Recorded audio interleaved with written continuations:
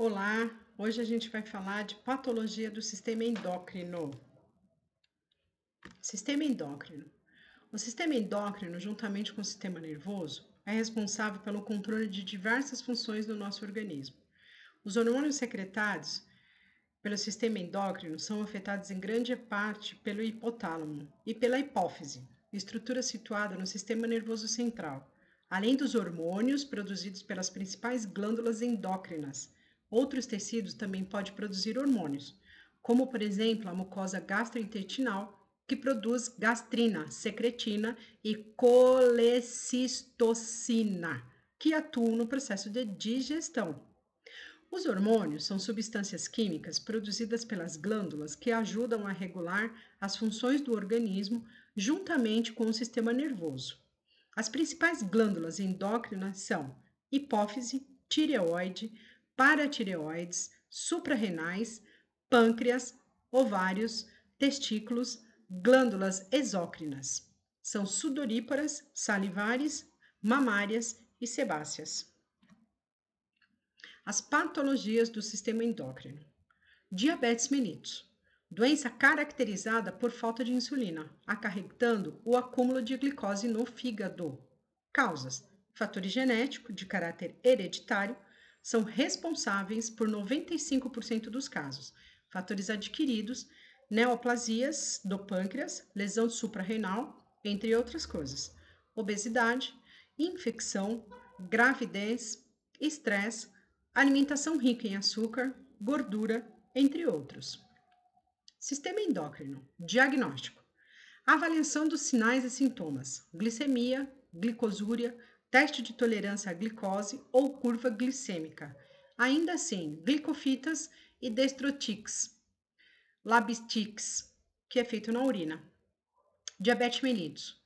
Insulino dependente ou tipo 1. Surge em crianças ou adultos jovens, onde a secreção de insulina é nula. Os pacientes são magros, a evolução é rápida, com o desenvolvimento da cetose. E há, portanto, dependência da insulina. Diabetes mellitus. Não insulino dependente tipo 2. Ocorre após os 40 anos de idade. Os pacientes são obesos e a função da célula B está diminuída, mas existe certa capacidade de secreção da insulina. Diabetes mellitus secundária. Associa-se inclusão a lesões do pâncreas, medicamentos ou infecções. Risco de diabetes. Indivíduo em risco: parentes de diabéticos, indivíduos acima do peso, mãe de bebês grandes ou gestação anormal, infecção frequente ou crônica e arteriosclerose. Sinais e sintomas: diabetes juvenil, ocorre perda de peso, astemia, poliúria, polidipsia e polifagia. Diabetes adulto: fadiga, sonolência após as refeições, irritabilidade, mictúria, purido, má cicatrização de feridas cutâneas, câimbras musculares. Tratamento: para manutenção do nível glicêmico são necessários a dieta adequada rica em proteínas, pobre em hidratos de carbono e gorduras, exercício físico, educação do paciente, medicamentos. Transplante de pâncreas, entre outras coisas. Tipos de insulina. Insulina simples, ela pode ser de 40, 80 ou 100 unidades e tem uma ação rápida. A NPH, de 40 a 100 unidades, tem uma ação intermediária. A prolongada tem ação lenta com um pouco prática hospitalar. Observação: todos os tipos podem ser aplicados em dose única e a via preferencial é subcutânea, embora possa ser usada também a intramuscular. Observação: é necessário o rodízio dos locais para evitar a formação de tecido cicatricial, permitindo a absorção uniforme e para manter a pele flexível. Observação 2: locais de aplicação: superfícies externas do braço, coxa, parede abdominal e áreas lateral das costas. Cuidado de enfermagem: vigiar a dieta, adotando uma disciplina alimentar, estimular a prática de exercício, orientar o paciente para que evite crise de hipoglicemias, administrar os medicamentos adequados. Complicações: coma diabético ou acidose diabética. É o estado de inconsciência provocado pelo aumento da glicose no sangue e corpos cetônicos na urina. Causa: aplicação insuficiente de insulina, ingestão excessiva de alimentos, processos infecciosos. Sinais e sintomas: polidipsia, cefaleia, poliúria, astemia, hipotensão de hálito cetônico. Tratamento: hidratação rápida com soro fisiológico, insulina simples, EVO subcutânea, controle de PA e diurese, observação rigorosa do paciente. Hipoglicemias é a falta de glicose no sangue. A causa: doses excessivas de insulina, exercício físico exagerado, alimentação insuficiente. Sinais e sintomas: astemia, cansaço, tremor, sudorese, pele fria, lipotimia, nervosismo. A hipoglicemia pode ocorrer mais frequentemente pela manhã e ao anoitecer. Quando intensa e prolongada, pode causar uma lesão cerebral e morte. Tratamento: glicose via oral ou endovenosa. Arteriosclerose pode ocasionar infartos, angina e gangrenas.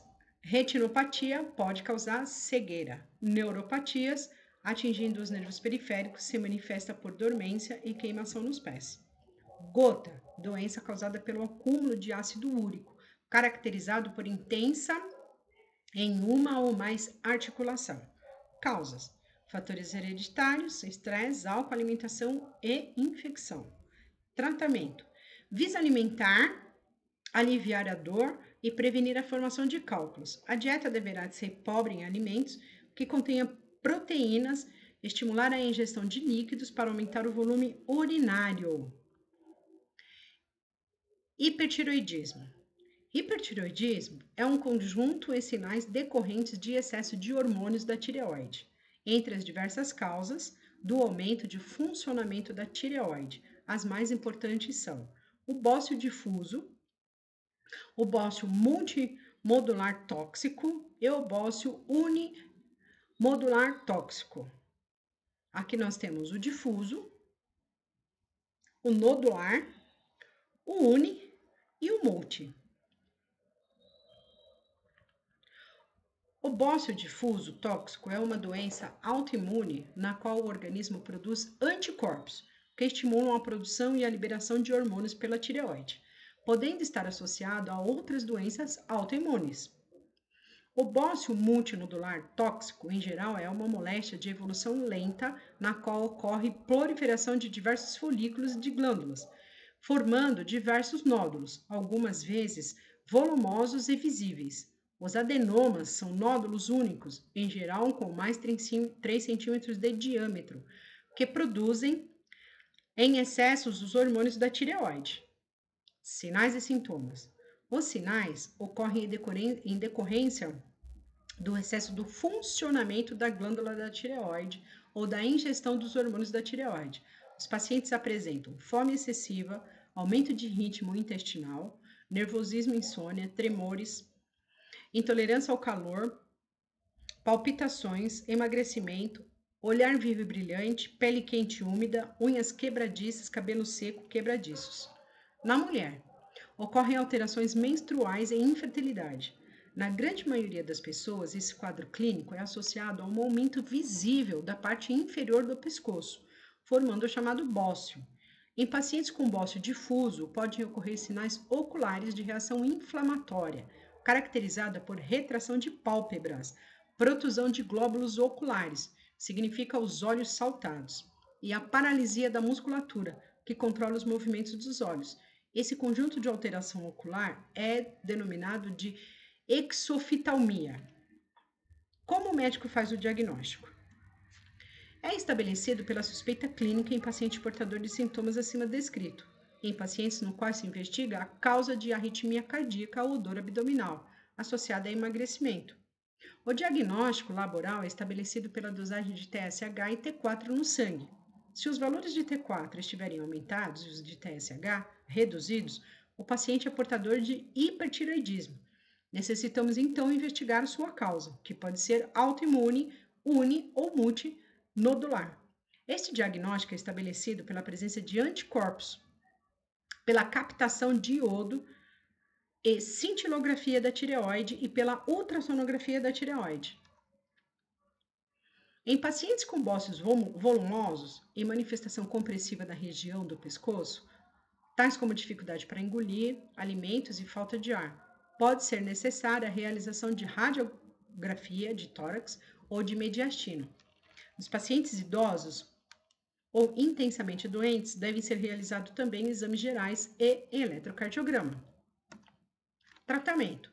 O tratamento se dirige por excesso hormonal ou, para sua causa, em pacientes com bócio difuso tóxico, pode ser analisada a captação de iodo e a seguir administrada uma dose calculada de iodo radioativo, que irá destruir o tecido tiroidiano com excesso de funcionamento. Esse efeito ocorrerá em algumas semanas. No período em que não alcançada a normalização do funcionamento da tireoide, o paciente pode receber um medicamento que bloqueia a ação desse hormônio, com o que haverá uma melhora significativa dos sintomas. Se essa não ocorrer, ou na presença do hipertireoidismo grave, o paciente será inicialmente tratado com medicamentos, até se obter o controle da doença. Em pacientes com bócio multinodular, se o mesmo for volumoso ou apresentar sinais compressivos, o tratamento de escolha é a cirurgia da tireoide, que só deverá ser realizada após controle clínico do estado do hipertireoidismo. O controle do hipertireoidismo pode ser obtido com metimazol ou com o propiltioracil, devendo ser utilizado durante várias semanas, em bócios nodulares menos volumoso ou nos quais há contraindicação cirúrgica, após a compensação do quadro com metimazol ou propiltioracil, o paciente pode receber também o iodo radioativo. Os pacientes com módulo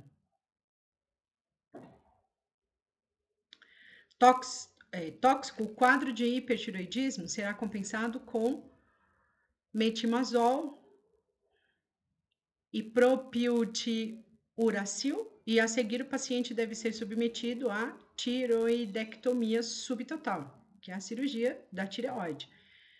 Em pacientes com nódulos pequenos ou contraindicações cirúrgicas, também pode ser empregado o iodo.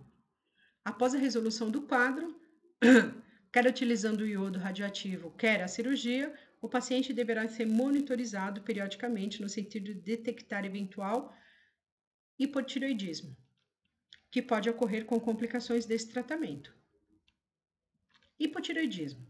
Conjunto em sinais e sintomas decorrente da diminuição dos hormônios da tireoide. Como se desenvolve? É um quadro clínico que ocorre pela falta dos hormônios da tireoide em decorrência de diversas doenças da tireoide. No recém-nascido, as causas mais frequentes envolvem falta de formação de glândula da tireoide, defeitos hereditários das enzimas que sintetizam os hormônios, doenças e medicamentos utilizados pela mãe que interferem no funcionamento da glândula do filho. Em adultos, a doença pode ser provocada por doença autoimune, que é a tireoidite de Hashimoto, após cirurgia de retirada da tireoide por bócio nodular ou neoplasia, por medicamentos que interferem na síntese de liberação de hormônios da tireoide. Sinais e sintomas recém-nascidos ocorrem: choro rouco, hernia umbilical, constipação, apatia, diminuição de reflexo, pele seca, dificuldade de desenvolvimento. Se o paciente não receber tratamento adequado, até a 4ª semana de vida, pode ocorrer retardo mental severo, surdez e retardo no desenvolvimento de peso e altura. Na criança, a doença pode provocar déficit de crescimento, pele seca, sonolência, déficit de atenção, constipação, intolerância a frio e apatia. No adulto, intolerância ao frio, sonolência, constipação, edema de extremidade e na face, diminuição de apetite, pequeno ganho de peso, fraqueza muscular, raciocínio lento, depressão, cabelo seco, unhas secas e quebradiças, queda da pálpebra, queda de cabelos. A doença predomina no sexo feminino, na qual ocorre também irregularidade menstrual, incluindo cessação das menstruações, infertilidade ou galactorreia, aparecimento de leite nas mamas fora do período da gestação e puérpero. Quando a doença tem causa autoimune, A tireoide de Hashimoto pode ocorrer vitiligo e associação com outras moléstias autoimunes. Endócrinas, pode ser diabetes, insuficiência renal, hipoparatireoidismo, sistêmica, candidíase, hepatite autoimune. Diagnóstico: no recém-nascido, realiza a triagem ao natal através de dosagem de T3, de T4, TSH. Se as dosagens forem alteradas, o exame deve ser confirmado com os mesmos procedimentos no sangue e, se alterados, iniciar o tratamento. No adulto, o diagnóstico é estabelecido pela dosagem de T4 e TSH.